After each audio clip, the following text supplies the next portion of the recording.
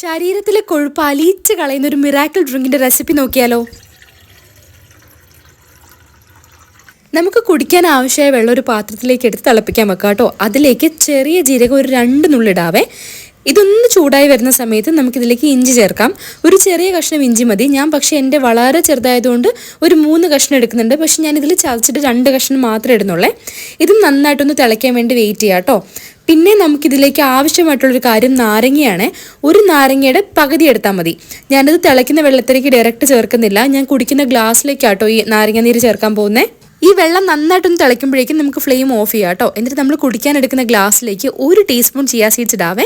എന്നിട്ട് നമ്മൾ നേരത്തെ എടുത്ത് മാറ്റി വെച്ച നാരങ്ങയുടെ ഒരു പകുതി കൂടി ചേർത്ത് കൊടുക്കാവേ. അതിനുശേഷം നമ്മൾ നേരത്തെ മാറ്റി വെച്ച വെള്ളം ഗ്ലാസ്സിലേക്ക് ഒഴിച്ചു കൊടുക്കാം കേട്ടോ. ചില ആൾക്കാർ മഞ്ഞപ്പൊടി ചേർക്കും, പക്ഷെ എനിക്ക് അതിൻ്റെ ടേസ്റ്റ് അത്ര ഇഷ്ടമില്ലാത്തതുകൊണ്ട് കേട്ടോ ഞാൻ ചേർക്കാതെ. ഞാനൊരു ടേസ്റ്റിന് വേണ്ടിയിട്ട് നാടൻ തേനും കൂടി ചേർത്ത് കൊടുക്കുന്നുണ്ട്. ഇത് നന്നായിട്ട് മിക്സ് ചെയ്തിട്ട് വെറും വയറ്റിൽ രാവിലെ കുടിക്കണം കേട്ടോ.